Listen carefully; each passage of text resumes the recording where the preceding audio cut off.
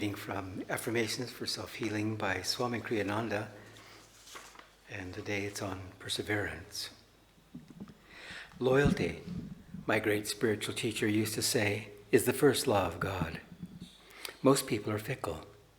They change their jobs, their spouses, their friends, their beliefs, their ideas, not because of any new expansion of awareness, but because they lack the simple power of perseverance. One must be loyal to one's principles and not allow oneself to be ruled by sentiment. To be loyal to others and to one's assumed goals in life, not for sentimental reasons, but in the name of principle, is the way of divine progress. Perseverance can be difficult, for in every undertaking there is a certain amount of dull routine. Don't be ruled, therefore, by likes and dislikes, but do whatever has to be done. If it is right, let nothing intervene until the job is finished. And let's affirm together. I will finish what I set my mind to do. I will finish what I set my mind to do. Before leaving it for something else. Before leaving it for something else. My word is my bond. My word is my bond. So also is my resolution. So also is my resolution. I will finish what I set my mind to do. I will finish what I set my mind to do. Before leaving it for something else. Before leaving onto something else. My word is my bond. My word is my bond. So also is my resolution. So also is my A resolution. little quieter. I will finish what I set my mind to do. I will finish what I set my mind to do. Before leaving it for something else. Before leaving it for something else. My word is my bond. My word is my bond. So also is my resolution. So also is my resolution. And whispering, I will finish what I set my mind to do. I will finish what I set my mind to do. Before leaving it for something else. Before leaving it for something else. My word is my bond. My word is my bond. So also is my resolution. So also is my resolution. And silently, I will finish what I set my mind to do. Before leaving it for something else. My word is my bond. So also is my resolution. And please pray silently with me. Though the sirens of distraction call me to turn aside and relax the sternness of my dedication, keep me steadfast on my path, Lord. My goal in life is Thee. Om Shanti Shanti.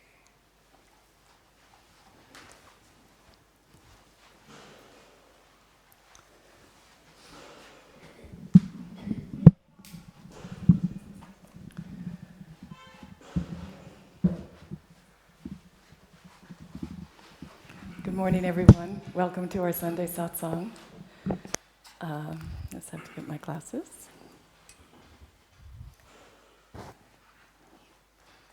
This is a reading from Rays of the One Light, weekly commentaries on the Bible and the Bhagavad Gita. This is week 46.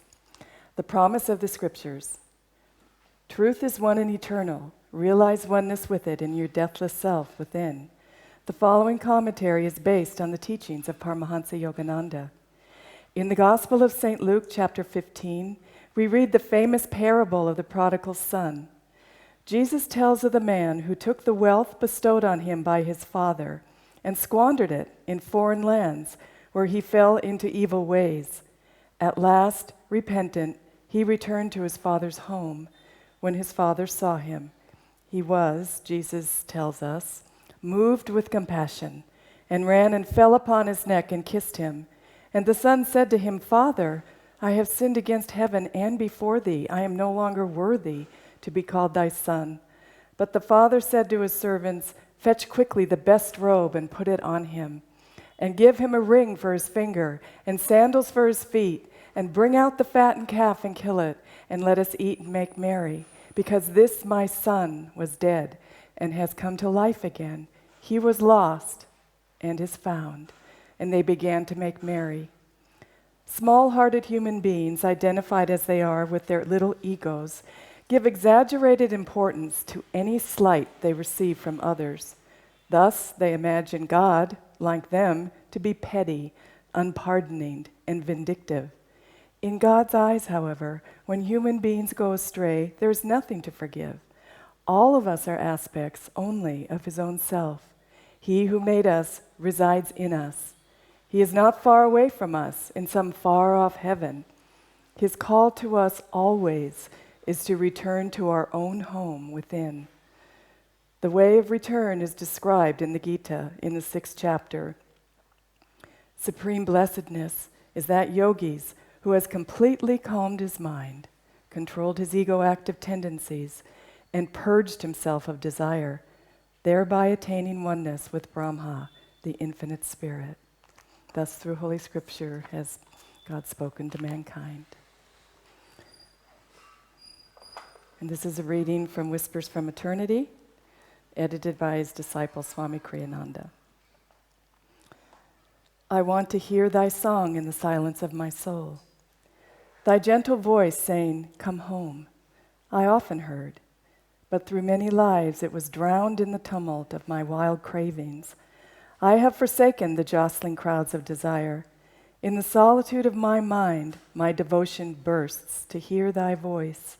Take away every dream memory of earthly sounds that yet lurks in my mind. I want to hear thy still voice, ever singing in the silence of my soul. No louder whispered words of prayer shall steal away my love. With the soul's unspoken language, I will express my hunger for thee. Thy voice is silence, and through my silence thou must speak to me and tell me that thou hast loved me always, though I knew it not.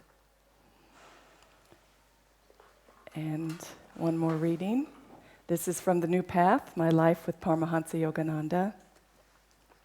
This is from the chapter, A Divine Test. In a vision when he was a boy, Paramahansa Yogananda saw himself standing in the marketplace of a small town in the Himalayan foothills. The day was hot, and the marketplace dusty and crowded with dirty stalls, harassed shoppers, and whining beggars. Dogs ran everywhere. Monkeys stole down from rooftops to snatch at food in the stalls. Donkeys brayed complainingly. People, laden with purchases, bustled to and fro, brows furrowed with anxiety and desire. No one seemed happy. Now and again, however, someone in that milling crowd paused before the entranced boy and gazed high into the distance behind him. Into the gazer's eyes there came a look of intense wistfulness. Then, after a few moments, he would turn away with a weary sigh and exclaim, "Oh, it's much too high for me." Lowering his gaze, he returned to the hot and dusty marketplace. After this sequence had repeated itself several times, Yogananda turned to see what it was that had held so much appeal for those people. And there, rising high above him, he beheld a lofty mountain, verdant, serene, beautiful, an absolute contrast it was to everything in this hubbub of noise and confusion. On the mountaintop was a large, exquisitely lovely garden, its lawns green gold, its flowers many-hued. The boy yearned to climb the mountain and enter that earthly paradise. Reflecting then on the difficulty of the climb, he thought, as had the others, but it's much too high for me. Weighing his words then, he rejected them scornfully. It may be too high to ascend with a single leap, but at least I can put one foot in front of the other. Even to fail in the attempt would, he decided, be infinitely preferable to existence in this showcase of human misery. Step by step, determinedly he set out. At last, he reached and entered the heavenly garden. For Master, this vision symbolized a predicament common to every person with high aspirations.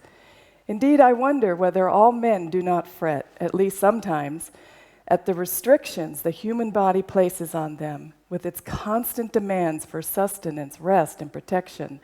Man longs instinctively for a life freed from competition and worry, freed from hatred and violence, freed from the need for constant care. Few people, alas, even suspect that such a state exists and can be found.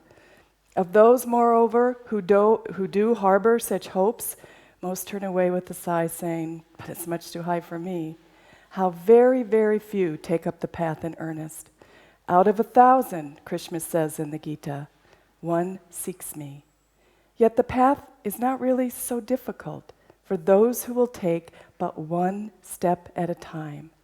And Jesus put it, sufficient unto the day is the evil thereof. And as Paramahansa Yogananda often said, a quote I have mentioned earlier in this book, a saint is a sinner who never gave up.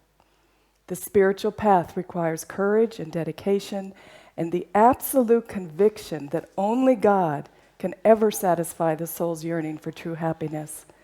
Those who take up the path for what Yogananda called its glamour, expecting only blissful visions and a comfortable mossy trail strewn with rose blossoms of divine consolation, become discouraged when they find how often God neglects the moss and the roses in favor of thorns.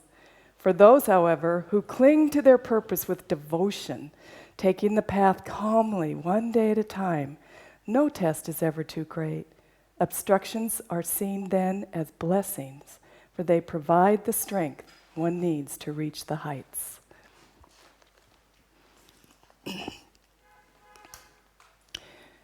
And welcome to everyone again. I believe that story of the prodigal son in the Bible is one of my favorites, because we're all prodigal sons. For how many incarnations have we wandered, looking for the goal, wanting to be one with God, seeking more love, wanting joy, wanting bliss, and just not having the karma or the energy to not just take on the world instead, because it's easier. It's just easier, because the world manipulates our hearts and our minds. And the world says, oh, what do you think you're doing? You're on the spiritual path? You're going to find God this lifetime? Oh, sure you are. Sure you are. You and Ramakrishna, right?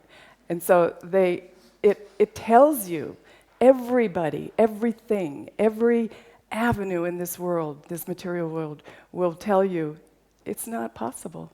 Forget it. And so we forget it. And we just succumb. We just succumb. Even though our Father, the Father that's waiting for us with all of the love and all of the assistance and all of the help and all of the support, He's waiting there for us, even though we forget. And we'll say, no, I'm going to go this way. I'm going to go this incarnation. I want a beautiful wife. I want a handsome husband. I want to do this thing. I want to be really successful at my job. I want to be world known. I just want an ice cream cone, you know? I just don't want this world of the crazy spiritual life because it's too austere. We think it's austere, and we think that we're giving everything up to get onto the spiritual path. It's so backwards. So the Father, Divine Mother, is waiting, and so we leave, and we go, and we enjoy the world, and we do all of the things we wanted to do. We fulfill our desires. Then we realize, again and again and again, every incarnation, it was dust. Nothing is satisfactory. Nothing stays. Nothing is as it says it would be. It's all foam. It's not real. It's not a reality. So we get so desperate inside. And we think, now what do? We spend all this time seeking in the world and trying to please the world and trying to please society and trying to make our lives something that people approve of. We want to be approved of. And nothing helps until finally we just say, okay, it's Divine Mother alone. I am going to go back. I am going to go back and start over. I am going to go back to my Divine Mother. I am going to start willing myself to take those first steps again on the spiritual path. Because the garden at the top of the mountain is Divine Mother. And once you start in that direction again and you go up that mountain and you say, help me, Divine Mother, help me. This time I'm serious. This time I really want you. This time, don't let me go again this incarnation. Don't let me get caught. I don't want to get caught. Divine Mother, in her unconditional love, doesn't judge you. Doesn't say, oh, but you did this. Oh, but you said that.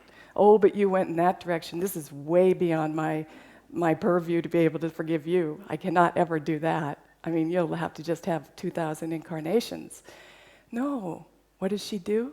when you're really, really sincere and you really want God and you really want to try again and you really want to get yourself back on the spiritual path, she sends you the guru. She sends you the dispeller of all darkness. She sends you the help you need. She sends you God himself in the form of a realized guru. And in our spiritual path, she sent Yogananda. And Yogananda said, he wrote a letter to his disciples at the very end of his life, and he said, never, never give up courage. Never lose courage. He said, I came to pilot you out of the clouds of your mind. I will never give up my job about you. Never. He didn't say, if you fail, I'm leaving. He didn't say you have to be perfect before I can help you. He said, no, I'm here to help you right now, in this moment, as you take these steps, as you make this move onto the spiritual path. I'm here to help you. And you feel this surge of wonderful support and bliss inside your heart. Honestly, what can be better than that? Not that dusty marketplace, not that place where we spend incarnations seeking a little approval, a little status, a little money. We're all leaving this planet at the end of our lives. None of that is going with us, none of it. But what will go with us? Master said, if the yogi is sincere till the very end of his life, he will be there to guide us over into the astral world. He will be there. Sri Teshwar will be there. Babaji will be there. And not only will they be there at the end of our lives, if we're open and we have surrendered to their unconditional love, they're there every moment. All we have to do is turn inside and begin to realize that we're never, ever alone. I think I gave this talk at the retreat we were just at on seclusion. And when I was preparing for that talk, I thought, why don't more people take seclusion? What is it about seclusion that we don't want to be alone? You know, it's something that's really scary because we have been conditioned, not only in this lifetime, but hundreds of lifetimes, that we're independent and we have to do it ourselves. You have to be pulled up by your own bootstraps. You have to go compete in this world. You have to be better than everybody else. You have to do it because you're strong and you're independent and you're just a warrior. But never do they tell you, why don't you just surrender to God and see what He has in mind for you? Maybe He has a different plan. That takes courage, to be able to surrender to God's will and say, no, I'm going to let aside these desires and whims that I have that I think are going to make me happy, I've been told are going to make me happy, the job, the family. We let those aside. And then we go into seclusion and we're alone with God. And we're kind of like, uh-oh, what's He going to do? You know, what am I going to have to let go of? But what happens in seclusion is that you find out that you've never been alone, that you aren't alone, and you will never be alone. But we have to be alone to get there. And that's why we go into seclusion, even for half a day, even for a day, alone with God. Because why? God is our true self. He wants to help us up that mountain. He wants to. The world will not, but God will. And so Divine Mother's waiting for you to come back. And so even if you've let your meditation go, even if you haven't practiced Kriya in however long, you know, we get these thoughts in our mind, oh, I'm such a horrible devotee. Even if we've not served as much as we wanted, or we've been angry at our partners, or we've done horrible things we think are horrible, even all of that, you know, let that go. Because Master is not judging us, just like that father in the prodigal son. He is saying, okay, start again. Take that step. I'll help you. And you will feel like you're lifted up with wings of bliss. Because once you get that feeling that you're never alone in this world, your whole life is different. Every decision you make is made with God. Everything that happens, good, bad, stressful, easy, it's all with God. So you move through this life day by day with Divine Mother, with the Guru. And He gives you everything you need. He gives you Kriya Yoga. Practice Kriya. Awaken the kundalini at the base of the spine, send it to the brain. Dissolve your karma again and again and again. Do it with the guru. The guru is there waiting for you to ask him to help you. And that's why we're on this path. You know, when we became disciples, we took a vow. And that vow said, I will cooperate with my Guru Bhais and the spiritual directors on earth.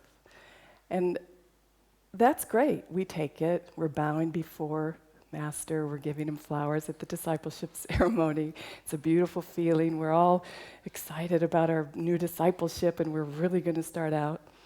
And so the very next day, in comes a Guru Bhai that you think shouldn't be there.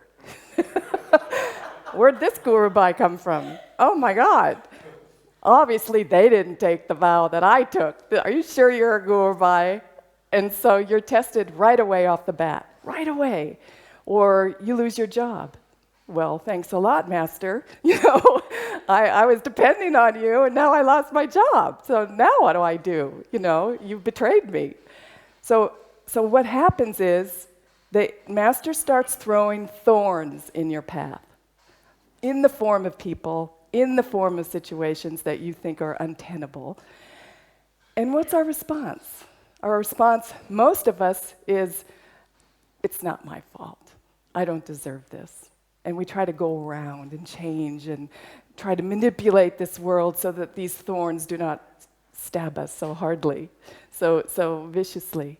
And so we forget, okay? What should be our response when we have a thorn? When Divine Mother gives us that test, right away inside, right away, Guru, you do it. Guru, you do it. I can't do it. This person is way beyond my purview. You do it. You love this person through me. You help me to find a job. Help me not to have a job and be happy about it. Help me to be happy in the moment. Help me to accept my life exactly as it is right now. Be with me in this moment. Help me to work through my karma. And he will. The Guru will help you work through your karma. But that's our response. It's just like taking that first step up the mountain. The first step should be, go inside. Guru, you do it. He will. He absolutely will support you and get you out of your karma that we've created.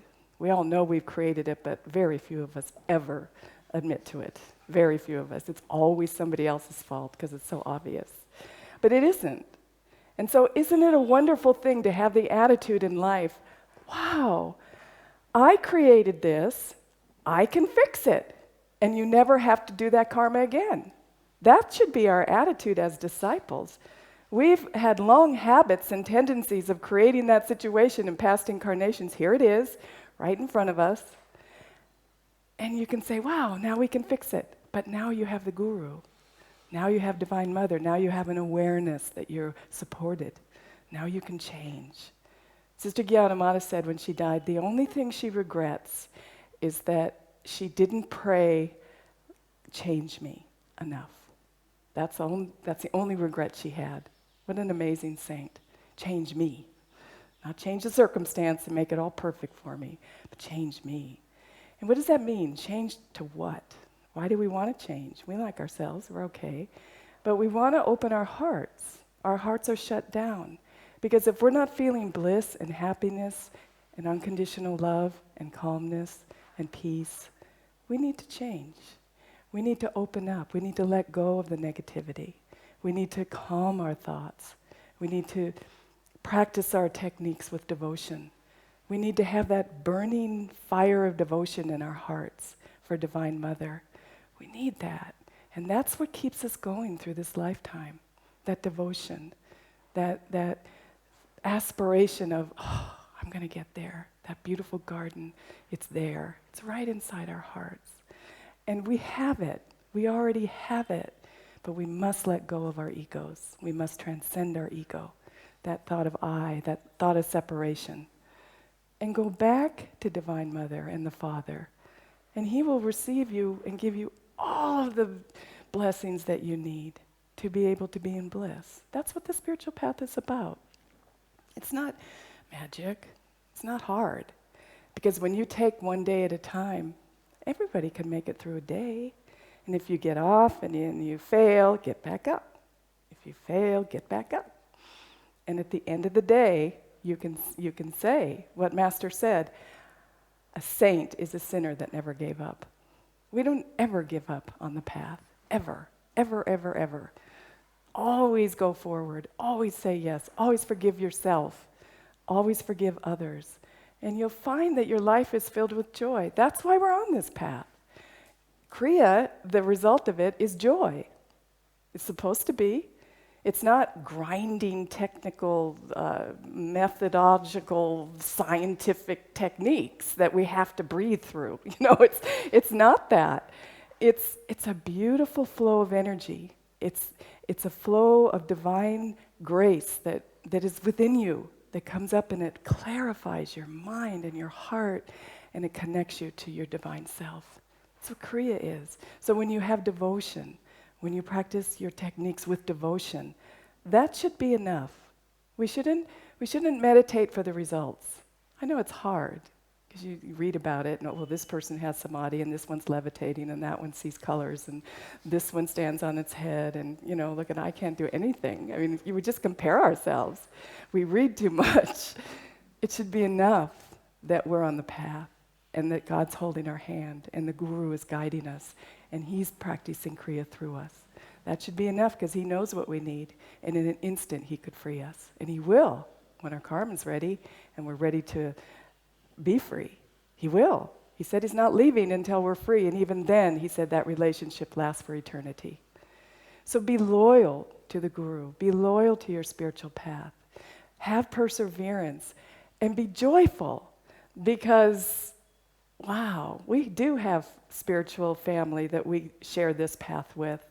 That is one of the greatest blessings at Ananda and in any spiritual path. You have fellow seekers along the way, and you all have the same goal, and you help each other. Remember to pray for each other, because people are tested. It's not easy. This world is not easy to pull away from. Pray for one another. And you pray for the ones that are having the hardest time. Or maybe the ones you haven't seen for a while. Maybe they're not wanting to come because they're not doing their techniques or something, but pray for them, that they get through that test. And you'll find that there's this beautiful web of light that connects us all. And Master said, we've done this before. We've done this spiritual community before. We know each other. And when you walk in the door, when I walked in that door in Palo Alto and I saw Swami and my Guru Bhais, I just knew I was home. That feeling will never leave me. That's for all of us. We've all had that. We're home. And so that home that we want to reach at the top of the mountain is already within us. That home is in here. So let go of identification and what people think you should do. Let go of it all. Let go of status. Let go of competition. Let go of it.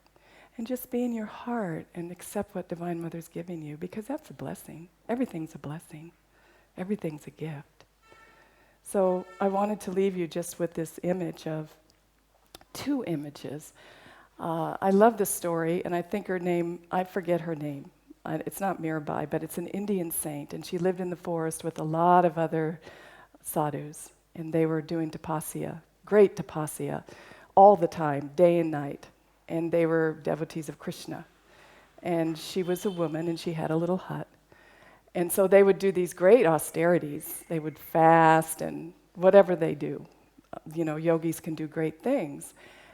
And they would make fun of this woman, because the only thing she ever did was sweep the path in front of her house. That was all she ever did. She just swept the path, and she sang, Om Krishna, Om Krishna, Om Krishna. And they just laughed at her and said, you're never going to get anywhere. You're not doing anything special.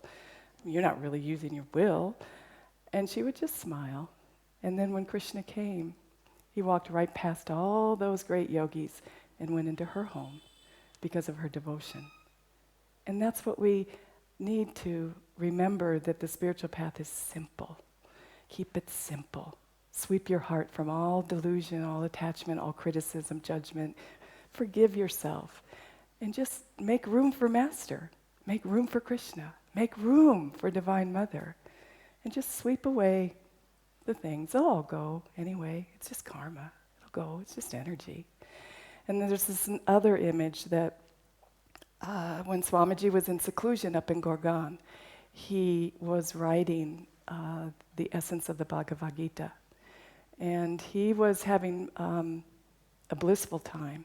And he said he felt like Vyasa and Master were just pouring the energy right through his brain into the pen.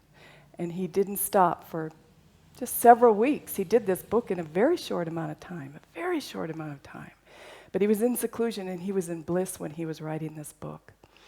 And so I happened to be there that day that he finished the book. That's something he had wanted to do for 50 years, but he hadn't been able to get a hold of the manuscript. But then Master said, just do it. And he said he had always been blessed with perfect memory of what every single word that Master had ever said. So he wrote this book, but then he came down the stairs, and I used to buy groceries for Leela, his cook, every morning, and then it was just the two of us, I think one other person, and he was just weeping. But his face was radiant. I've never seen a face like that in this earth. It was like an angel.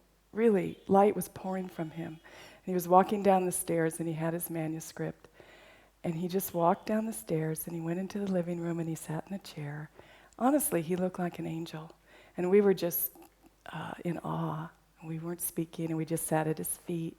And he just said, millions will find God through this book. Millions. I have seen it, Master said. It's coming to pass. And to be there in that moment, I felt like, wow, what a blessing to be part of this. What a blessing to even have the tiniest part of this. Washing a glass in the kitchen. It doesn't matter if it's a big thing that we do, but to be able to be in that vibration of sharing Master's teachings of freedom and self-realization in this world, at this time, during Dwapara Yuga, the turmoil in the world, to be a little point of light, to be an instrument for that light. It was just an amazing experience. So for each one of us, we're those points of light. We have so much to give if we just open up and let Master come through. He has something to say through us. He has something to do for us. And like the little lady sweeping the path, that's who we want to be. Heart open to God, doing the task in front of us, the simple things that we've been asked to do with love and joy, and then pray for one another. And we will find God in this lifetime. Master said eventually, why not now? We could do it. So don't just listen to the words and go home and then forget it. Just take those steps. Really, take those steps. Relax into God, hold His hand, and know the Divine Mother is there for you, is welcoming you back. Even when your thoughts go, she's there. So all we have to do is say, I'm back. Here I am again. I left like 100 times today, but I'm back again. And she will make our pathway beautiful. She will make it easy for us. So God bless you all, and thank you for coming.